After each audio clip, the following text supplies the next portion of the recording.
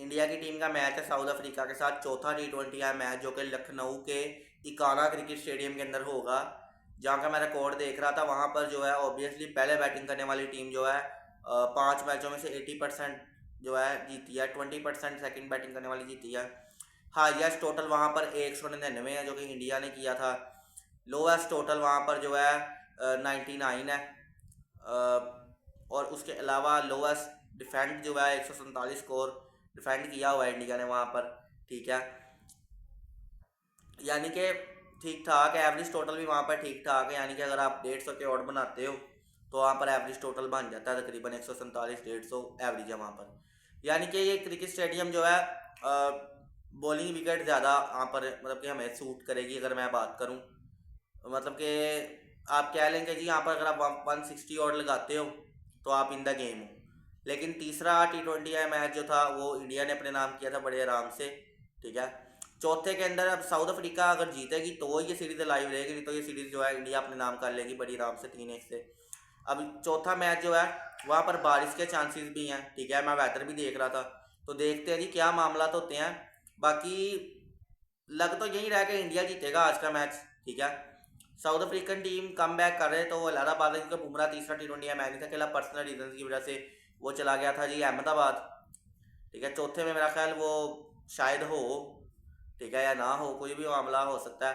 हर्षित राणा ने पिछली बार तबाही मचा दी थी। ठीक है, लेकिन फिर भी इंडिया वो जीत गई थी। लेकिन सूर्या कुमार यादव का एक नया रिकॉर्ड आपको बताता हूँ, सबने आपने सुना भी हो शायद पहले। 2025 के अंदर सूर्या कुमार यादव 8 बार डबल फिगर में नहीं दाखिल हो सका। ये रिकॉर्ड सिर्फ एक प्लेयर है जी, युगाना का प्लेयर है कोई, उस कप्तान है जो है कैप्टन की बात कर रहा हूँ, उसकी एवरेज जो है सूर्या कुमार यादव से थोड़ी सी गंदी है। यानी कि सूर्या की 20 साल 14 की एवरेज है, 24 मुंह से निकल गया, 14.25 की आई थिंक, और उसकी 14.10 की है, कुछ इतना करके फ़र्क है इनका। ठीक है, 2024 के अंदर भी सूर्या 8 बार ही जो है डबल फिगर में दाखिल नहीं था हो पाया। इस बार भी उसका यही आलम है। पिछले मैच में 12 स्कोर 11 गेंदें। ठीक है, तो पता नहीं खुद को ये कितना महान प्लेयर समझता सूर्या कुमार यादव, मैं तो कुछ भी नहीं समझता। ये अगर समझता ना मिस्टर 360 है, ये तो इसकी गलत फहमी है। 360 बैट एक ही था, वो है बीड विलियर, बस। यानी कि आप अगर खुद को 360 समझते तो फिर टेस्ट में आप क्यों नहीं खेलते? वनडे में आपने क्यों नहीं फाइनल जितवा दिया ऑस्ट्रेलिया के खिलाफ? टेस्ट में आपने अपनी पहले टेस्ट मैच में क्या किया? 8 स्कोर बस। ओडीआई वर्ल्ड कप फाइनल में आपको क्या हो गया था? मिस्टर 360 हैं आप तो। ये 2024-25 में आपको क्या हुआ? बस ये कह सकते हैं आप मीडिया के सामने आके, ठीक है, कि अवाम हमारे से फुद्दू बन जाए, खुश हो जाए कि जी हमारी तो कोई राइवलरी नहीं है पाकिस्तान के साथ, हम तो ग्रेटेस्ट ऑफ ऑल टाइम हैं। मैं तो वसीम अकरम को भी खेल लेता हूँ, वकार यूनस को भी खेल सकता हूँ, शोएब अख्तर को तो मैं रोज़ खेलता हूँ। ठीक है, ख्वाब में तो वो हर एक को खेल लेता है, लेकिन जब उसकी आंखें खुलती हैं तो उसको ख्वाब में नहीं, हकीकत में नज़र ही नहीं आती बॉल। असलियत तो ये है। ठीक है ना, इसने कभी खेला होता ना द ग्रेट वसीम अकरम को, द ग्रेट वकार यूनस या शुएब अख्तर को, तो इसको पता लग जाता कि बॉलिंग होती क्या है। ये जो बकवास करता है ना आजकल कि जी मैं तो राइवलरी समझता ही नहीं हूँ, भाई तूने राइवलरी देखी कब है? वो जो आपके वालिद साहब है ना द कपिल देव, जो ग्रेट ऑलराउंडर्स में शामिल होते हैं, जिन्होंने आपको पहला कप जितवा के दिया 1983 के अंदर, उनसे पूछी जाके कि कितने टेस्ट मैच लगे तूने पाकिस्तान में अपना पहला टेस्ट मैच जीतने के लिए? 15। कितने? 15। जो रूट को 16 टेस्ट मैच हो गए हैं, उससे अभी तक एक नहीं जीता गया ऑस्ट्रेलिया में। तो यानी कि समझ लो अपना करियर बंदे के आखिरी खत्म हो जाता है, लेकिन टेस्ट मैच इतना औखा पड़ जाता है। ठीक है ना, ये कभी दादा से पूछना जाके, जब वक्की में गेंद पड़ती है ना 150 की 155 की, तो क्या होता है? ठीक है ना, पूछना वीवीएस लक्ष्मण से कि बस आंखें दिखाने से कुछ नहीं हो जाता, जब बल्ले से शॉट मारते हैं तो बल्ला भी टूट जाता होता है। ठीक है, जुबान चलाने से कुछ नहीं होता, खेल के पता लगता है आप कितने जोगे, और खेल के आप कितने जोगे हमें पता है। पाकिस्तान के खिलाफ तो आप वैसे ही जो है आपकी टांगे वैसे हिलती हैं कि कहीं पाकिस्तान के खिलाफ खेलना पड़ गया, ओहो मुझे तो डर लगता भाई, मैं नहीं कर सकता। ये वाले आपके हालात हैं। हारिस रऊफ ने आपको 2 बार आउट किया हुआ है। ठीक है, आपको हसन अली ने 21 में आउट किया था। 22 में आपको फिर जो है इसने आउट किया, क्या कहते हैं, हारिस ने, MCG में। 23 में आप खेले ही नहीं, ठीक है, क्योंकि ओडीआई में तो आपको कोई सिलेक्ट करे करे ना करे, क्या मामला होता है, अगर खेल भी लो तो ओडीआई में आप कौन सा कुछ हो, कुछ भी नहीं हो। 24 में आप दोबारा खेले, हारिस ने आउट किया। 25 की चैंपियन ट्रॉफी में आपको किसी ने रखा नहीं। एशिया कप हुआ था जी T20 का, जिसमें 2 मैच हुए थे पाकिस्तान के। एक में जो है नवाज ने आउट किया था, और एक में जो है नसीम शाह ने बोल्ड मार दिया था, ठीक है।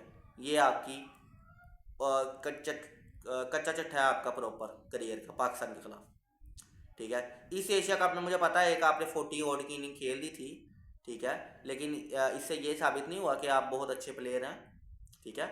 आप कुछ भी नहीं है। मैं इसलिए नहीं कह रहा कि आप इस तरह करते हैं, आपके ज़ुबान आपका जो है ना, आपकी तरबियत बता देती कि जी आप किस तरह के हो। मुंह बनाने से आप जो लेजेंड नहीं बन जाओगे, लेजेंड लेजेंड ही होते हैं, ठीक है ना।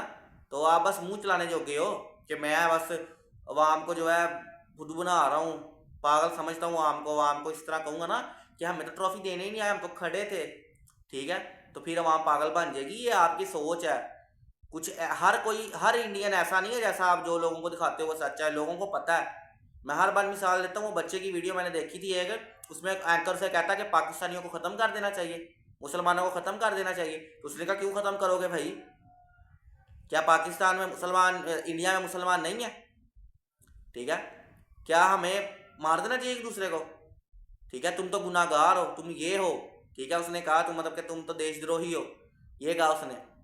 तो उसने कहा क्यों भाई, क्यों करना है, क्या वो इंसान नहीं है, क्या हम इंसान नहीं है?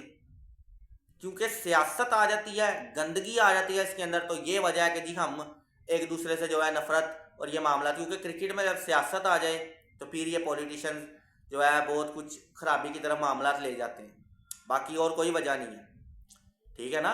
सिस्टम खराबी की तरफ तभी जाता है जब ये चीज़ें मामला खराबी की तरफ आ जाएंगे, जब सियासत अंदर आ जाए, ठीक है। तो और लंबी मैं बात करना नहीं चाहता। ये जो है इंडिया फेवरेट है चौथे T20 मैच में, बारिश का भी इम्कान है, देखते हैं जी क्या होता है। Hope for the best. Quinton de Kock बिक गया जी 1 करोड़ में मुंबई को, तो आप कुछ प्रूफ भी करके दिखाएं कि जी पहले एक मैच में चले भी थे, 90 किया था, और भी तो चले। ब्रेविस साहब, CSK ने रिटेन किया, इसका मतलब ये नहीं कि चलना नहीं है। जैनसन जी कुछ करे, ठीक है। टैम्बा को तो ख़रीदा ही नहीं है, तो 20 में तो टैम्बा में ख्याल है भी नहीं है, ठीक है। लेकिन चले मार्करम साहब, आपको तो प्रूफ करना ना कि आपको रिटेन किया गया, कुछ तो करें। बाकी वीडियो अच्छा लगे वीडियो को लाइक कर दें, चैनल को सब्सक्राइब कर लें। राइवलरी पाकिस्तान इंडिया की कभी ख़त्म नहीं हो सकती, मेरी बात याद रखिएगा ना। कभी ने मतलब कि ये भी नहीं कह सकता कि आप अगर कह सको ना कि पाकिस्तान को निकाल दोगे T20 वर्ल्ड कप से या फिर एशिया कप से, तो आपका ये चल जाएगा, नहीं चलेगा भाई साहब। आई बुल्स नहीं आएंगे तो चलेगा कैसे? ये बात आपको समझने की ज़रूरत है, इंडियन फैंस को भी और इंडियन जर्नलिस्ट को भी, जो कि ये वह खबर चला देते हैं ना कि पाकिस्तान के बगैर भी हम कह सकते हैं। रह लो, रह लो, अगर रह रहे हो तो रह लो। फिर हम एक ही बात कर सकते हैं कि जी इंडिया को फुद्दू बनाना इंडियन अवाम को जर्नलिस्ट के लिए दूसरा आसान तरीन काम है, और पहला क्या है, राफेल गिराना। ये आपको याद रहेगा। क्यों? क्योंकि आप लोग क्या कहते हैं, साइकी नहीं समझते अपने जर्नलिस्ट की भी और पॉलिटिशियन की भी, कि किस तरीके से आपको पागल बनाते हैं। ये अपना नाम भी बना लेते हैं, मेयार भी बना लेते हैं, अच्छे भी बन जाते हैं कि हमने कह दिया पाकिस्तान को बुरा भला, पैसे भी बटोर लेते हैं, और पॉलिटिशियन के लिए भी जो है अच्छा एक बन जाते हैं कि जी हमने तो बहुत अच्छा किया, ठीक है। लेकिन ओरिजिनल बात आपको कोई नहीं बताएगा कि जी अब मैं पॉलिटिशियन की तरफ जाना चाहता, हम क्रिकेट पे बात करते हैं तो क्रिकेट पे ही रहते हैं जी। बाकी वीडियो को लाइक कर लें, चैनल को सब्सक्राइब कर लें। गुड बाय, अल्लाह हाफिज़।